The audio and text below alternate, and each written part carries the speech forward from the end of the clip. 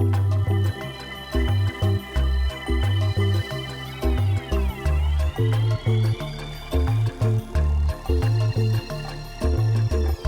everyone and welcome to episode 138 of StreamTime Sports. I'm your host, Nick Meacham, CEO at Sports Pro, and thrilled to be joining you once again. And thank you as always for all your time and effort listening into this podcast.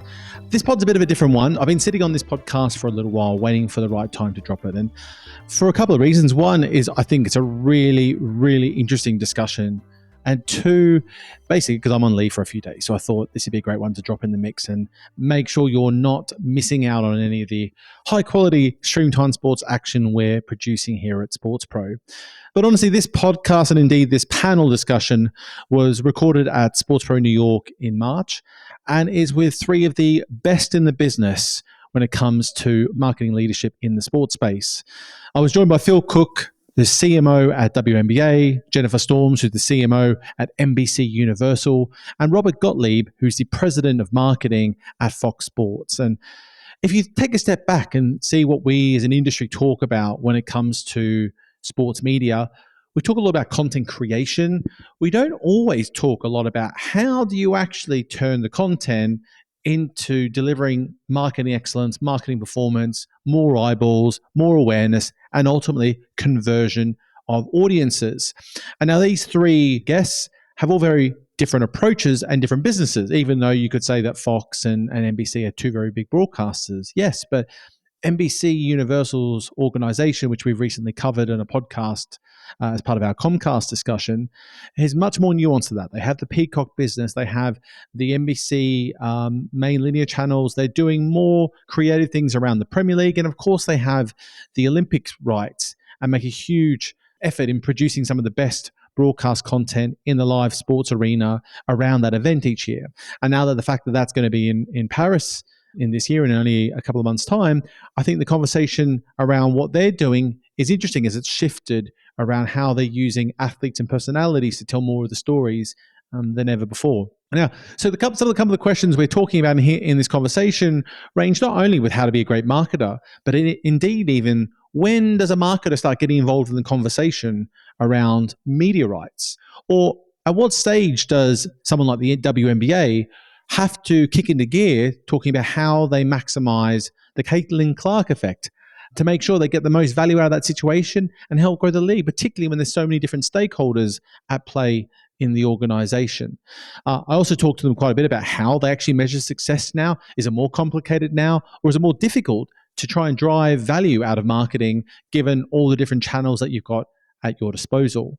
So it's a real big deep dive into effectively how to be a great marketer in the sports media landscape. And I do really think you'll enjoy this. It's fast paced with a lot of insight and a great dynamic between my guests. So hope you enjoy the listen and hope you enjoy it as much as I did. But that's enough for me. It's time for me to hand over to me, talking to Phil Cook, Jennifer Storms, and Robert Gottlieb. Hope you enjoy.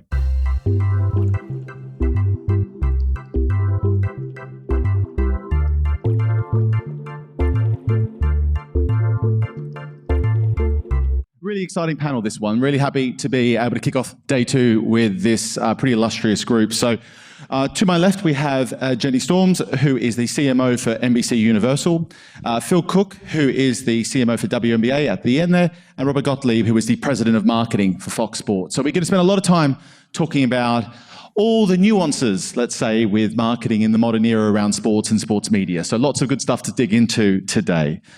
But first, we're going to start with a few quicker, I won't say quick, but quicker fire questions to get us started, to keep the momentum. And taking a step back and looking at the definition of what is a modern day marketer when it comes to sports and sports media. Phil, if we can start with you there. Really? All right. There's so much information, there's so much data out there. You've got to be able to read and react to the marketplace really quickly because it changes very quickly. We look at it through the lens of consumption and engagement.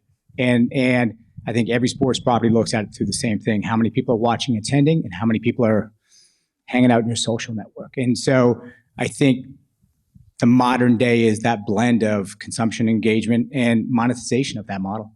Jenny? I would say modern day marketer is the chief architect of the consumer experience now and in the future. I think if you keep the consumer at the center now and what they're doing in the future, that sort of keeps you relevant and makes sure that you continue to be a modern day marketer. Robert, how does the modern day marketer differ to, say, what the role might have entailed 10 years ago? I think it's mainly different because of the how many different platforms and avenues there are that you have to be somewhat adept at marketing. So, you have to be a creative leader, you have to be a data scientist, you have to be a behavioral psychologist. There's a lot of skill sets because the sprawl is so wide and far, so it can be challenging. So looking more towards the fan, what's the modern day sports consumer look like? Jenny? I think the sports consumer is very community-minded, digitally savvy, tends to be first mover, mobile first.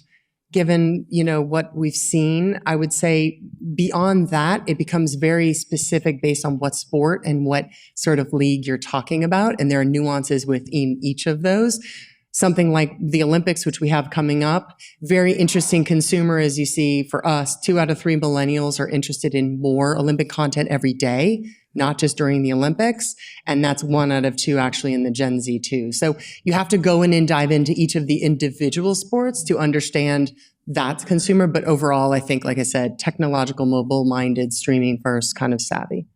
Phil?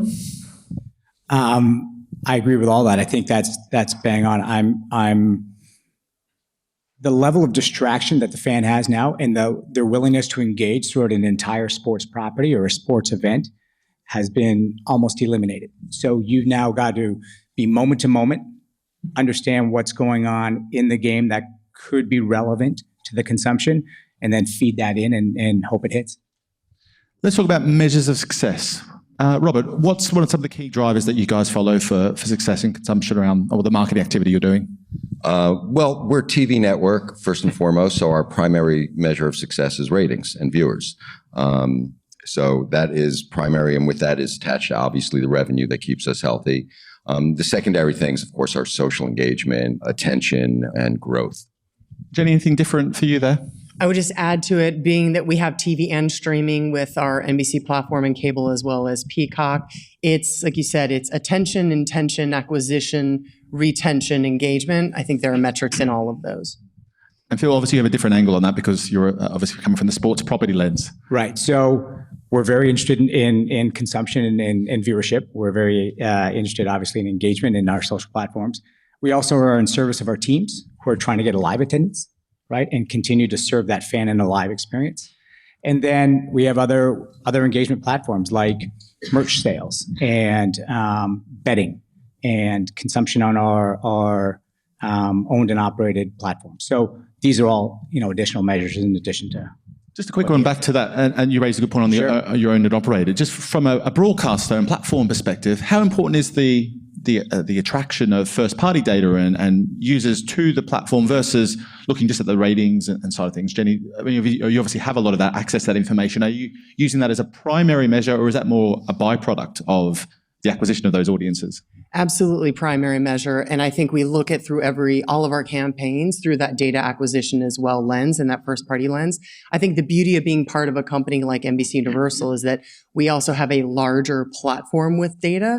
So it gives us in sports the opportunity to take something that we have and go out and make it richer and more valuable, and then use that data to go out and target and find new audiences to our properties. So a more easier question here is biggest challenge facing a sports marketer right now.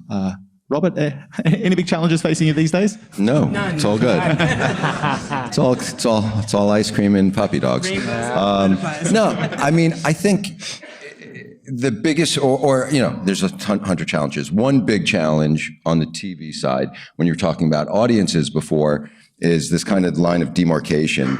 There's a whole generation of sports fans who watch games, which obviously is the lifeblood of what we do. And then there's this whole generation of sports fans who only are following sports in bits and bytes on social platforms. And they're as well-versed, and they will self-report as huge NBA fans and never watch an NBA game or an NFL game. So I don't know exactly where that line is, somewhere around 35 years old or something. But that is, I think, the big existential challenge of sports marketing and sports teams and sports leagues is, will we be able to convert all those fans who don't actually go to a game or watch a game into people who behave the way traditional sports fans have? Phil, what's your view on that? You obviously have that more complete sports lens. Is it a similar challenge to Robert basically he's outlined there as well? Identical. Like it's identical. It is. We're running parallel paths right now. We're driving awareness and reason to tune in to one demographic on television, but at the same time, we're trying to use our content and our platforms and our app to storytell and lean into what the younger generation cares about around sport, which is may not be the outcome of the game, but it's the people within the game. Are the athletes sharing the same values that they share? So we need to get that content out into the ecosystem, see what resonates with the fan, and then double down on that. And so we're running this parallel offense on both consumer sets, and it's working, but it's challenging.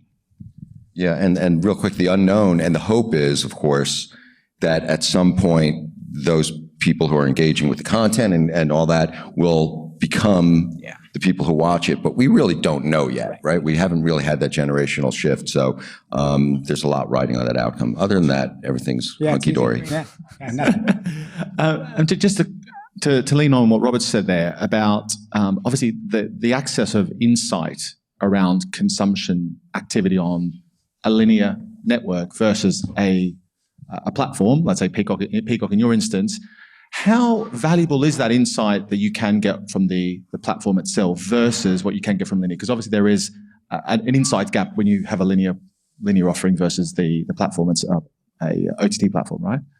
I mean, there are and there aren't, actually. I mean, I think we have pretty good insights using other sort of opportunities and ways of finding out. If somebody comes in and watches a Sunday Night Football game or watches the Olympics, we do have a good sense of what else they are consuming. But to your point, on something like Peacock, you absolutely know what other thing that person is consuming. But what it does for us is creates an amazing infinity loop, because the insights we can gather on Peacock around the sports watcher can then help fuel and arm us on the TV side to better position, better market, and better target. So widening it out a little bit, what are some specific examples you can share on how you target the casual fans versus the diehard consumer? Because you can't just target diehards alone, otherwise you're leaving a whole huge opportunity go to waste. Phil, if I can start with you. Sure, I would divide our fan base into 4 buckets that we're going to address this year, right? We have the loyalists, the WNBA loyalists, and we know they're going to be there for us, irrespective of who's playing and the scores and the outcomes and the moments. They're just fans of the WNBA, and that's great. And we'll always be in service of them.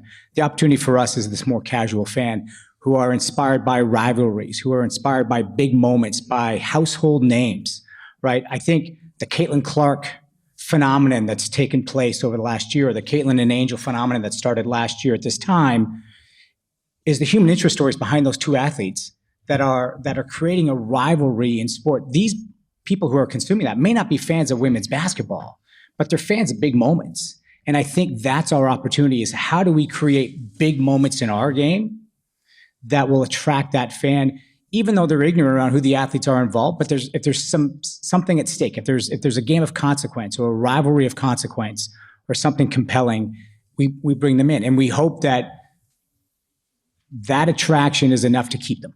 And they want to come back and say, shit, that was pretty good. Like, I wouldn't mind coming back to watch another game. Or maybe I'm going to buy a ticket to a game. And that's the ultimate, right? So we're using rivalry, we're using performances, we're using household names to bring in the casual fan with the hope of deepening the engagement.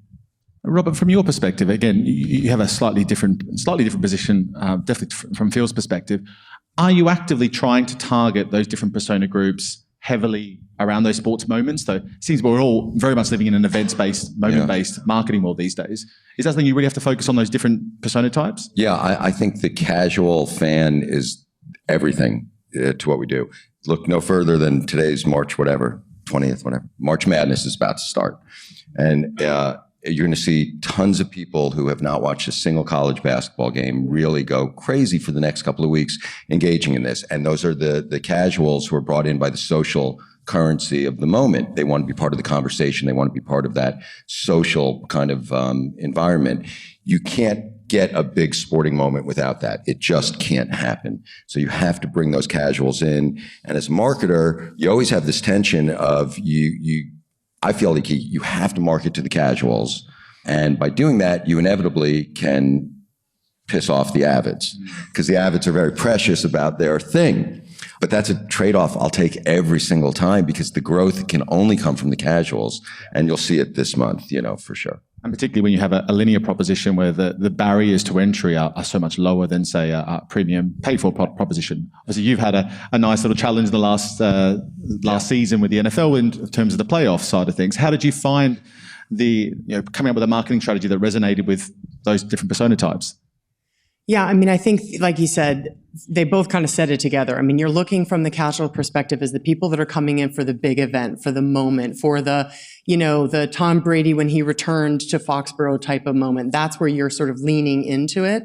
And I think it's the combination of what you're saying, where you're going in and telling really rich, deep stories to reach the avids, and then taking the casuals and bringing them in through other means. The example I'd actually give would be something we've recently done with the Olympics and casual fans, which is a 180-degree difference in what we've ever done before, is advertising that we have with Peyton Manning and Megan Thee Stallion and Lily Collins from Emily in Paris and Dolly Parton and the Minions, and people who are not necessarily into the Olympics maybe that much, all of a sudden are fans of those talents. And so now all of a sudden you're generating a fan base and a connection that they're getting more awareness and intent against the Paris Games. There is a lot of focus and energy around talent and creator and influencer marketing these days. It seems to be the primary and even secondary focus of a lot of organizations in the sports space these days. Maybe Jenny, back to you just for a second on that. How are you seeing that translate? You can see some great numbers in social media innately. Are you seeing that transfer to audiences and customers on your platforms, or is it still difficult to measure the transferability of that awareness on social? Yeah, it's a great question. I think the answer lies in what are you doing with that talent or that influencer? Are you just trying to create a combustible moment? Then the engagement and the numbers and the impressions might be the key result that you're looking for, or are you actually looking for conversion? I think if you're going to find the conversion, then the person or the people that you go out to, the talent, have to be authentically connected to the storyline and the product that you are then advertising. Otherwise, it's just a moment with impressions versus them connected directly to what you're bringing people to. And we have seen conversion, and I think we will see conversion based on what we've done, especially for the Olympics. You can just kind of look in the comments and people's excitement, the Megan Thee Stallion fans, their excitement and thinking around the Olympics now because of her connection to it is quite palpable that you can see. And Phil, over to you on that question. Basketball is innately connected with culture in this country as much as any sport. Are you really having to lean into that now? And are you seeing results, or is it a bit sort of early stages to really define the value it gives to those expanded audiences on social directly to the WNBA itself? Complicated answer to a simple question, and I complicate everything. It's what I do for a living. We're fortunate that we have 3 lanes that we can play in the WNBA. We can talk about the excellence of the game on court. They are the best athletes in the world at what they do, bar none. They're cultural influencers. Their influence on fashion, on design, on personal care, and how they show up to every game and in-game is, again, unquestionably the most influential in that space in sport. And then we have, the third lane of social justice and purpose that is authentically connected. And I think that's a big point is are your influencers authentically connected to your game? And are the athletes authentically connected to, again, the lane they want to play in? And we go through that formula. We go through that filter all the time, because as much as we'd like to have that big bang of impressions and have an influencer, say that, promote the W or promote something within there, but then be lost and not be authentic, I think it's not sustainable, and it doesn't create conversion. And I think that's what we're looking for. So we look for that authentic path for both our athletes and our influencers to play within each one of those 3 lanes: performance, culture, and purpose. And we're fortunate that we have quite an expansive runway to play in. Over the years, there's always been a challenge with marketing at the sort of the macro level of, I don't know what the right saying is, but it's something like I'm not coming for you yet, Robert, but shortly. That is it something like 50% of marketing is very effective. I just don't know which 50% or whatever the percentage might be. Do you? I think it's like something like 50% of marketing is very effective, 50% is total waste, but I can't tell which one is which. So is that harder or easier these days with the access to all the data points that we have? Maybe actually if I start with you there, Jenny, before I'm going to open up on the macro marketing thing with Robert shortly. I think much easier. I mean, thank goodness to all of the organizations, both internally and externally, that have sort of popped up, be able to help us measure. And like I said, we are quite strong on both the linear and the streaming platforms with regard to what's working.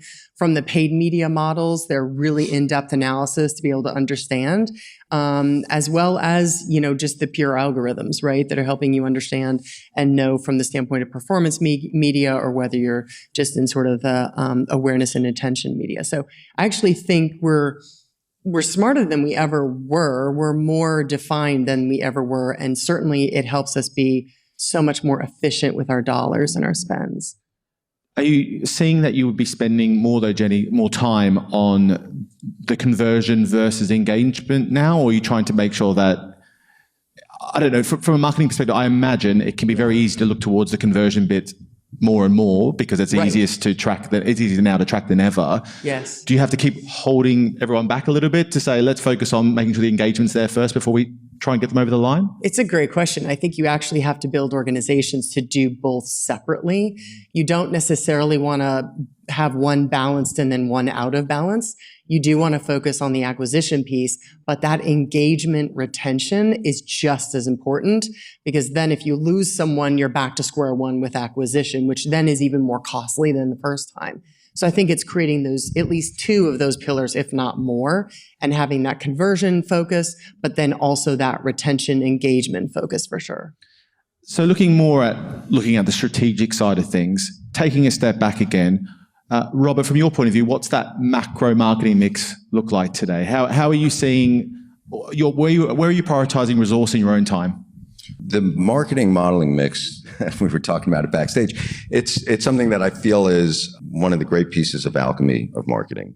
And every media agency and everybody I've ever spoken to, I say, can you tell me what is the ideal marketing mix? If you have $100 between radio, billboard, social, TV, linear, experiential, what is the optimal mix to hit a consumer and convert them into either a buyer or viewer or whatever the thing is?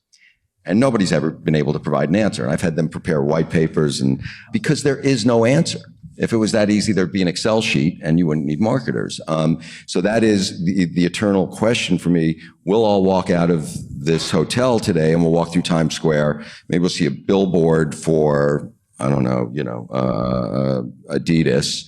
Is that more valuable than the TV commercial we'll see during the WNBA draft? Is that more valuable than the posters we see in the subway, or or the social posts that we see from Angel Reese about Adidas? And where is the tipping point, and how do you spend your media dollars to maximize that? And the answer is, I think there's no answer, right? It's a bit of alchemy that everybody is trying to do their best with as much info and data as we have. But again, it's not an Excel sheet. It won't spit out the correct answer. And Phil, from your perspective, are you spending almost, I'm guessing, my hypothesis would be that you're spending a lot of time and effort on the social media as the primary marketing channels. But is that just one part of many, or is that really the primary focus for you and in all sorts of different angles and directions? It's definitely a primary angle. I think it's important because that's where we can read and react immediately. We're live sports, so what happens in the middle of a game, we can get out there. I've built a phenomenal team of storytellers who are empowered to use subjectivity and not lean on data on every decision that needs to get made. It just takes too long. So they have a gut and they have a direction, and I let them go. And that happens on social. The app might be a little more curated because, the content might be a little longer and there might be a little more, story and direction and briefing around what we want to deliver. But in our social channels, there's a green light for them to go because we're live sport and we can't wait because every single platform is out there having a point of view on what we're showing every night. So we need to be nimble and we need to go. And they're the best. We use television in our Big Brother, the NBA, institutional media to drive tune-in. Tune-in is still a huge part of, our metrics, our measured metrics. And as Robert said earlier, it's hard to take someone who you're driving messaging through social and force them to go to another platform called television and tune into a channel called ESPN. What is that? I don't even know what that is. I think there's an app, but I don't know if there's a channel. And so this conversion from social marketing to linear consumption is hard. So we use the NBA as a platform to get institutional media. They give us some media. So we'll be on TV and we'll have messaging. And for the first time ever, we're going to have messaging during the tournament because last year, 10 million people watched the NCAA women's final game. I want to be in front of that audience because I'm not getting 10 million watching our game. So if they're watching television, they're watching women's basketball and they love great players and they love rivalries and competition, I want to be in front of them in that moment while they're doing that. So we're taking a big step this year in buying linear media for the first time in the WNBA's history because I need to get TV viewers watching TV, watching my TV. When you're looking at the strategy for the WNBA, how much time are you looking at what the teams are doing and the athlete, and how much do you have to work with them, or are you mainly focused on your own channels, your own what you can control? What's that dynamic like? We're always in service of the teams. We're as successful as the 12 teams are, and soon to be 13 teams are. So we work extraordinarily hard at the marketing side with the local teams. Again, just to communicate and say, like, here are the stories we're telling, here are the athletes we're profiling, here are the rivalries we're creating, and we can do some of the heavy lifting for you so the teams don't have to do as much of the lifting. And I think that's just inefficiencies, and we recognize that the teams probably aren't as fully staffed as the league is. So we can do some of the lifting on the big moments like season start, all-star game, Commissioner's Cup, these big macro moments, and then let the teams worry about the 20 home games that they need to market and promote locally. But, we'll identify who the athletes are, we'll work with them, and it's, again, very much a shared model. And then the third piece of this, of course, is the athletes. There's 144 athletes who are also trying to help build their respective brands. So, we want to leverage their popularity across one of those three lanes I mentioned earlier and try to get, them in line with what we want to do, because it works when the players and the teams and the league are all pointing in the same direction and going. I think we're in good shape. I would add in there the players, the team, the league, and their media partner And are their also partners. pointing in the same direction, because everything that Phil just brought up is actually what makes today's partnerships successful if they're done right, which is actually get into business together with your organizations versus move away from just the transactional, I purchased something from you, thank you, I'm going to put it on our distribution channels, and create more of a relationship. And he brought up resources, which he's right. We look at something like the Olympics, and these Olympians that are coming into Paris, they are working a job, they're training, 20 hours a day or whatever it is, and they don't have time to build their own personas. And so then you look at the USOPC, which is a nonprofit organization, and then we are now their media partner. So we band together, and we actually launched just over a year ago a project that we called Fortius, where we as NBC Universal actually are beta testing with about 20 Olympians and Paralympians a social content creation in-house agency.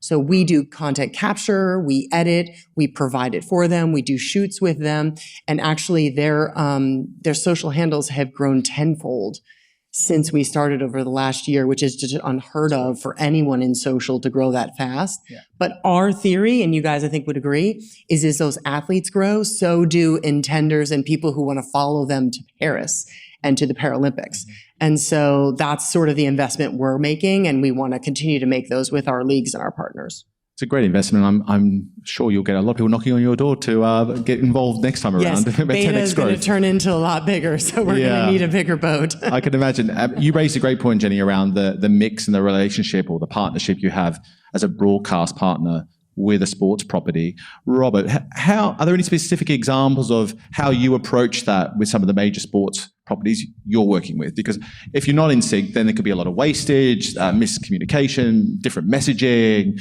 and ultimately everyone should be trying to work as closely together as possible. So you're all happy days and ready to sign off the next cycle. Absolutely. I mean, Jenny, it's a great point. I'm glad you threw that in. I can tell you, as you know, we have obviously several big league partners that you all watch on TV. the difference between when you're truly partnered with a league and a broadcast partner and how you work together and how you maximize everything about your shared content is enormous.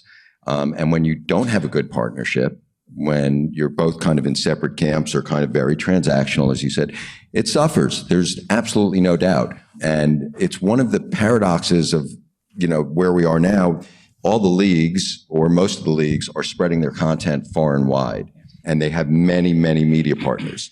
And what happens, kind of by nature, is the more you as a media outlet are diluted of the product, the less skin you have in the game a little bit. If product X, and I'm not going to name a league, but if product X is 50% of my network's business, I am very, very vested in the success of product X. Product X takes their product and gives it, now I have 16% of my business is it. I'm not as vested.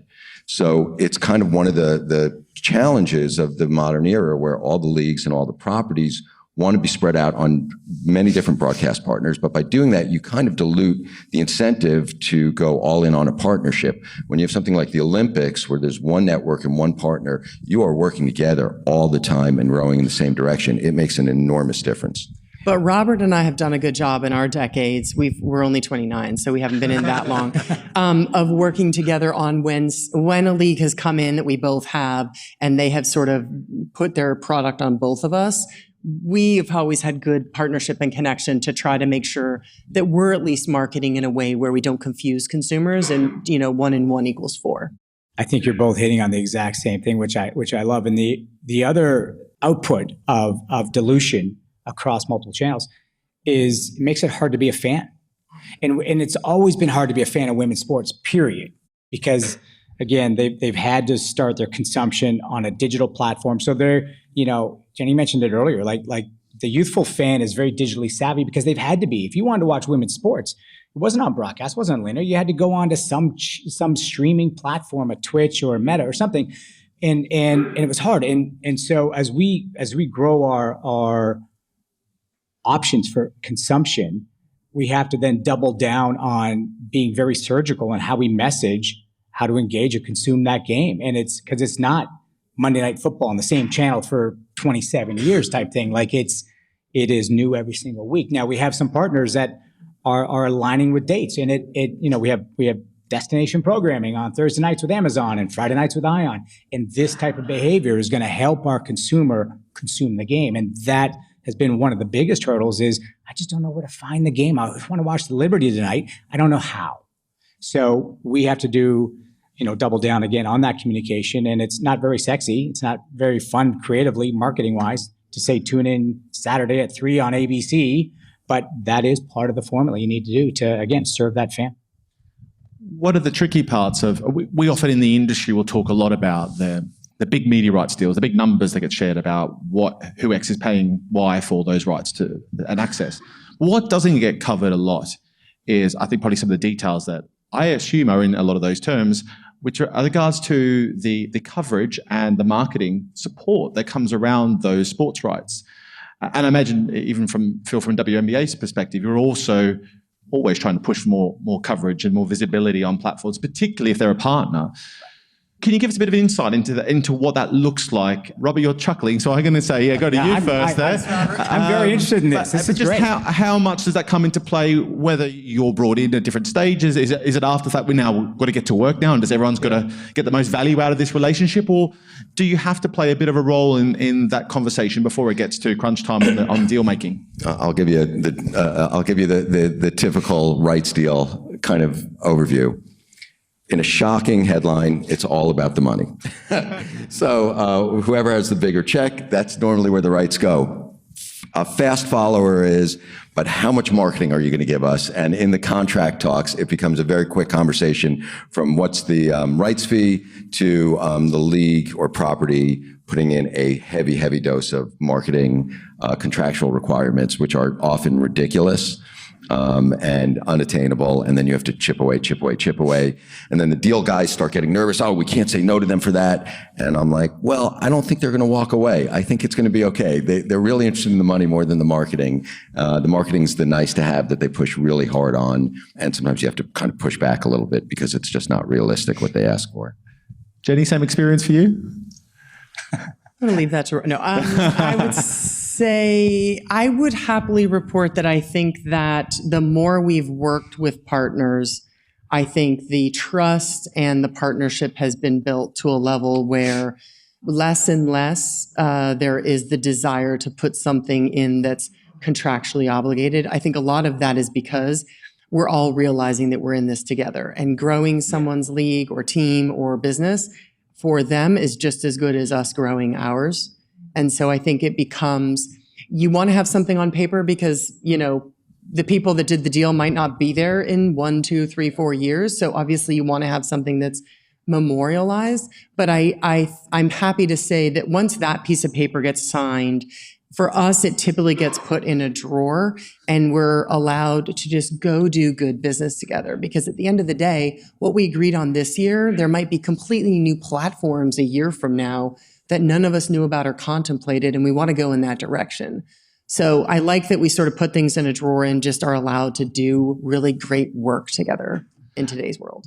And that makes a lot of sense, I think, at the top end of rights, where everyone's so incentivized, it's so measurable, etc. But when you get into, say, the tier 2 sports properties, it can get a little bit trickier. You really do need that added exposure. I'm thinking some examples of even Formula One was widely reported that Amazon put a higher bid in for those rights, 20, 30% higher, but they didn't have any of the shoulder programming, the magazine content, the news coverage, etc., to bring that to life. Where obviously a player like ESPN and others can bring that to the fore.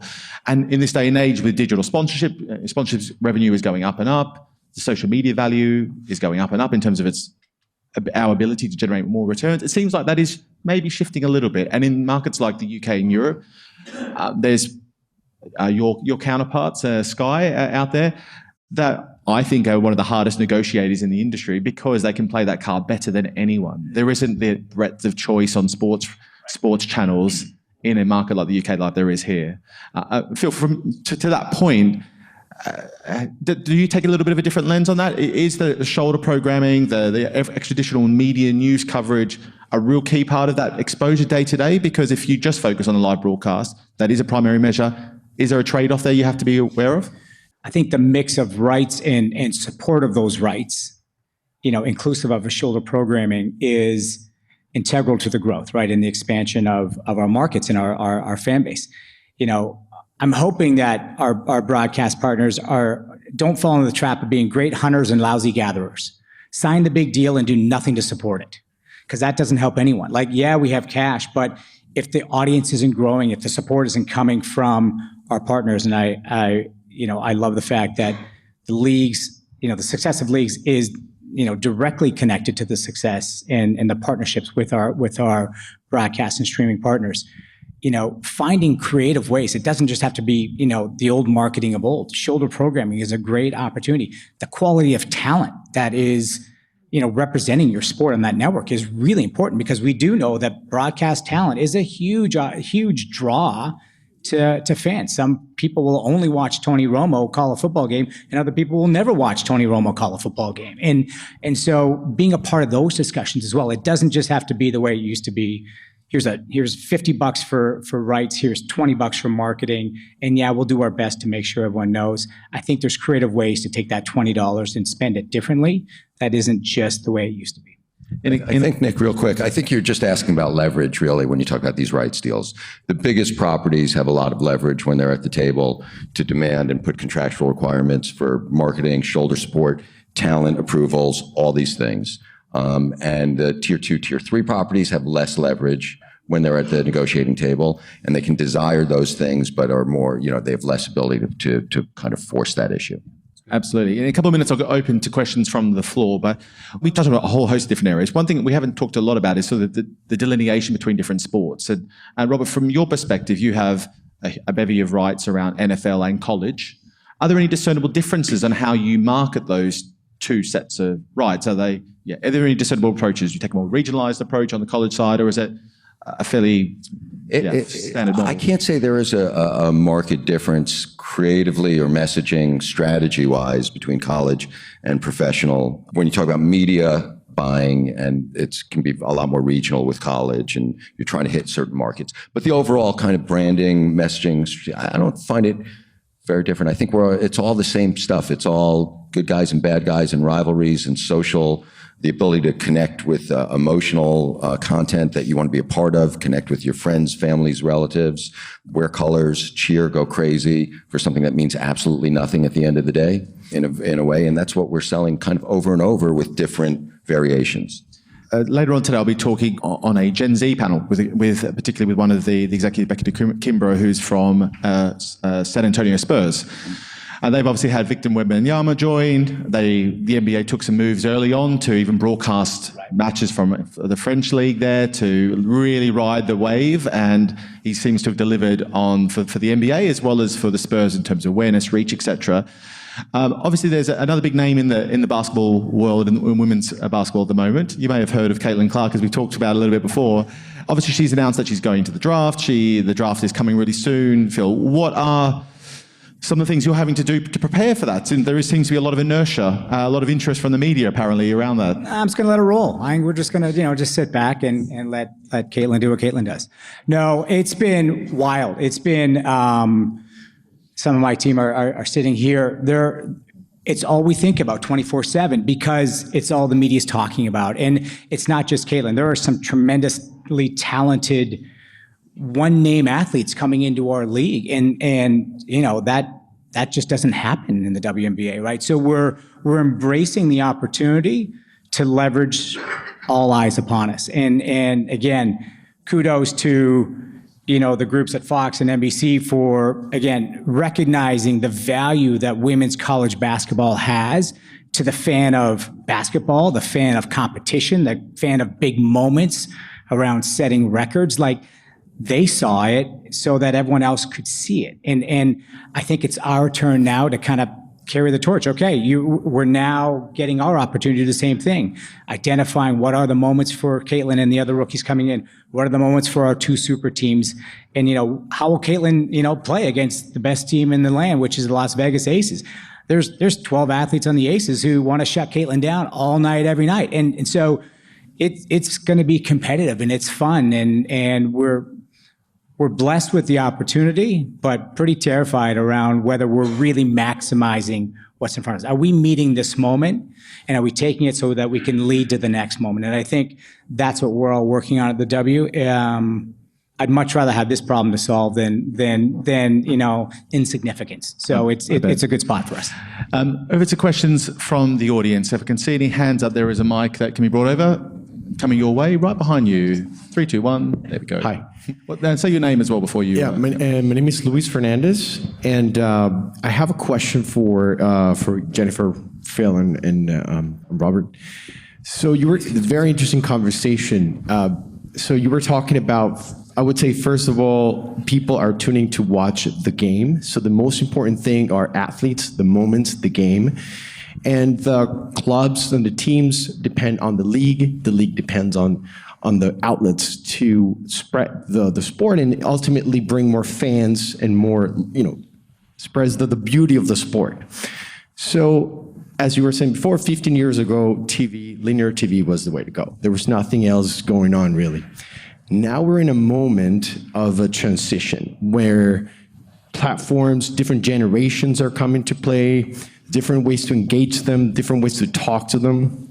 So I would say, and you were talking about partnerships, how can you give sometimes the same level of no transactional but relationship between the outlet and the league if they want to spread across? So the question is, how do you see this moment in 5 years? How would you say things will be as the new norm from now to 5 years? Robert? How did I get nominated for that? I think it's one of those things at school where you see the kid that looks away, you're like... The crystal ball for 5 years. We'll see. But my concern is that it gets more fragmented. It gets more difficult for the fan to find their content. The sports fandom universe gets more siloed as, as there are more platforms and things are put behind paywalls and are taken away from broadcast television, which remains the giant mass vehicle of reach for live sports that has sustained this industry. As that gets lessened, and I think we're going to see more of it in 5 years. I think it's worse for fans. I think it's worse for broadcasters. I think it's worse for the leagues. It'll be worse for the players, as there will be less money, as the RSN, whole different discussion about RSNs. But the ruptures in the system are significant, and I think they will continue probably for the 5 years, and hopefully there will be some sort of rebound, but I'm not sure where it will be. But it will be more difficult than today, I think. Phil, just quickly from your point of view, what do you see changing in the next 5?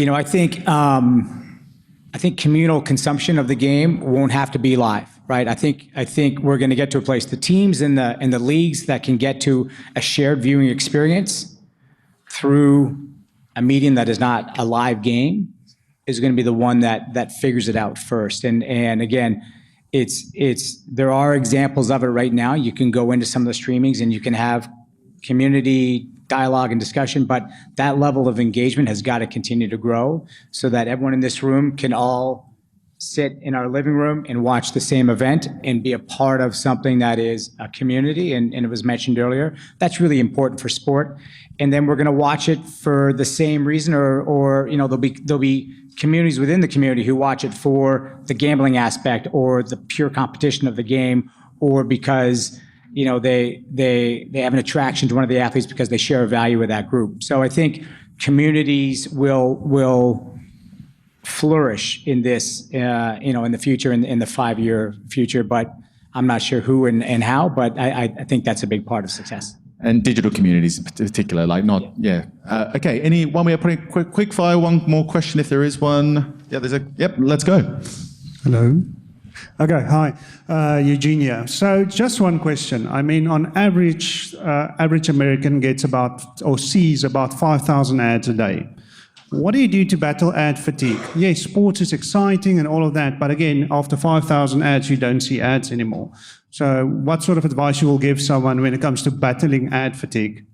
Jenny, you want to take that one? What was that? What's when battling ad fatigue? I do think you're bringing up an incredible point. Attention is the most important thing that you are going to be driving towards.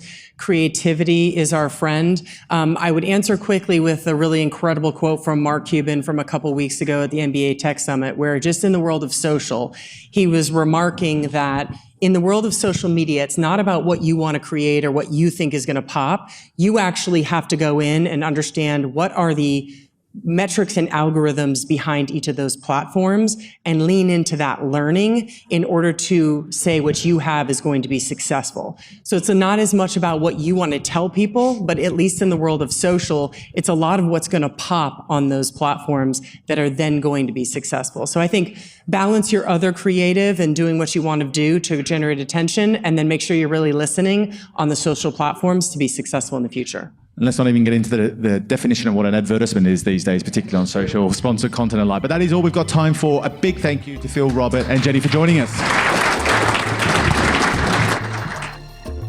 Now, before you go, if you liked what you heard today, be sure to rate and review and just let me know what you think on social. You can find me on most social platforms as SportsPro Nick.